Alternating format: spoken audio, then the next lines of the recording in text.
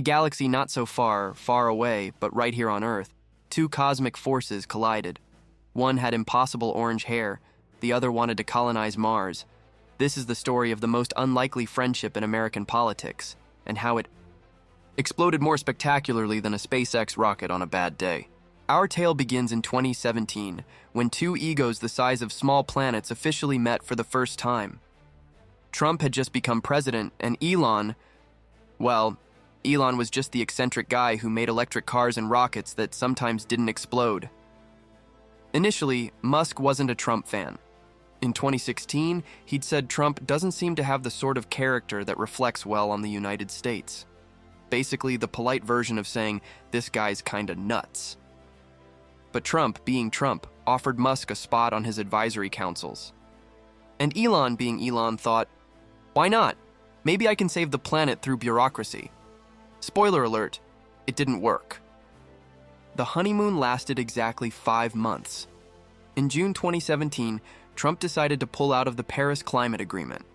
For Elon, this was like watching someone kick a puppy while burning down a forest. Musk tweeted, "Climate change is real. Leaving. Paris is not good for America or the world." Translation, bye Donald, nice knowing you, but you're literally destroying the planet. And thus ended the first chapter of the Trump-Musk saga. But like any good drama, this was just the beginning. For a few years, Trump and Musk maintained a respectful distance. Trump built walls, Musk built rockets. Trump tweeted about fake news, Musk tweeted about Dogecoin, normal eccentric billionaire life. But in 2022, things got spicy. Trump called Musk a bullshit artist at a rally, basically saying Elon was a snake oil salesman. Musk responded with class by saying Trump should hang up his hat and sail into the sunset. It was like watching two titans fight via Twitter. Peak entertainment. In 2023, something changed. Trump was getting sued more times than a used car salesman, and Musk started feeling sorry for him. Apparently, watching someone get attacked by prosecutors awakened Elon's heroic side. Such aggressive legal action against a former president is not right, Musk tweeted. It was like seeing an ex you hate getting bullied. Suddenly you remember why you liked them. And then came July 2024, the moment that changed everything. Trump almost got assassinated in Pennsylvania, and Musk had his live political religious conversion. Minutes after the assassination attempt, Musk tweeted, "I fully endorse President Trump." It was like watching Clark Kent transform into Superman, but backwards and more awkward. And then began the most beautiful phase of the Trump-Musk relationship. Elon spent nearly $300 million on Trump's campaign. That's right, $300 million. To put that in perspective, that's more money than some entire countries have in their budgets. Musk showed up at a Trump rally and literally jumped on stage like an 8-year-old who just got a Nintendo Switch for Christmas. After the election, Trump appointed Musk to lead the Department of Government Efficiency, DOGE. Yes, they created a government department named after a meme cryptocurrency, because 2025 is exactly that kind of absurd timeline. Musk even posted, "I love our real Donald Trump as much as a straight man can love another man," which is probably the weirdest political love declaration in American history. But like any relationship based on gigantic egos, cracks started to show. In March, Trump had to publicly tell cabinet members that they were the bosses of their agencies, not Musk. But like any relationship based on gigantic egos, cracks started to show. In March, Trump had to publicly tell cabinet members that they were the bosses of their agencies, not Musk. In May, Musk announced he was leaving government, officially because his scheduled time was up. Unofficially? Probably, because cutting federal government spending is harder than sending rockets to space. And then came the one big beautiful bill, Trump's dream legislation that would cost $2.4 trillion over 10 years. For Musk, who had spent months trying to cut government spending, this was like watching someone buy a Ferrari after complaining. They're broke. Musk started tweeting like a teenager discovering their parents lied about Santa. "Kill the bill," he screamed to Twitter. "Disgusting abomination," he continued. It was Musk having his "et tu, brute" moment live on Twitter. June 5th, 2025.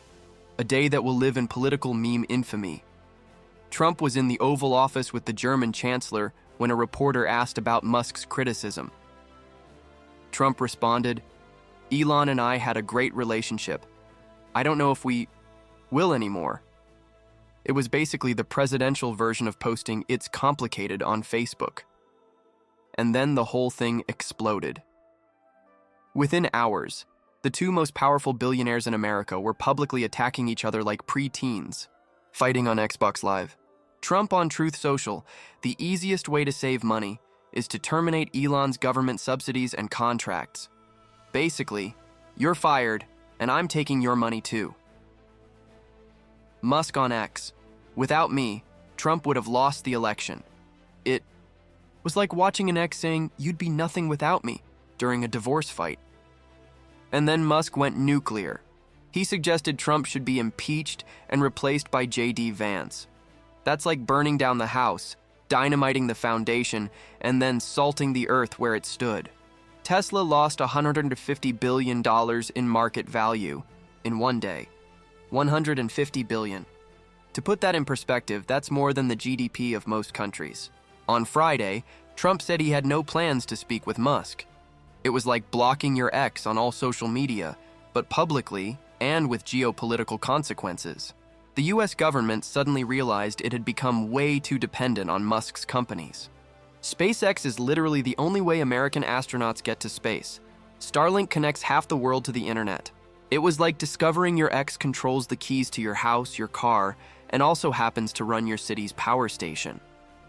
Tesla investors were screaming, "Can someone please take the phone away from him?" Like desperate parents trying to take a tablet away from a toddler having a meltdown. And then, silence. The two most powerful men in America stopped talking to each other. It was like watching two Olympic gods decide to never collaborate again. Except one controls space rockets and the other controls nuclear weapons. Republicans in Congress were like that kid in the middle of their parents' divorce, not knowing which side to choose. The question everyone was asking, will they be able to reconcile? Or is this going to turn into a cold war between the world's richest man and the world's most powerful man? So, what did we learn from the greatest political bromance in American history and its spectacular collapse? First, putting two narcissistic billionaires together to work is like mixing nitroglycerin with dynamite. It might work for a while, but it's eventually going to blow up. Second, Twitter X might be the most powerful weapon of mass destruction ever invented. Who needs nuclear missiles when you have tweets?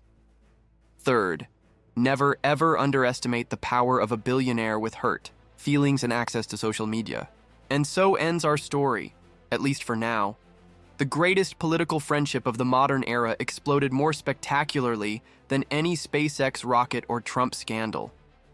Elon Musk and Donald Trump, two men who proved that even with all the money and power in the world, you can still have a Twitter couples fight that affects the global economy.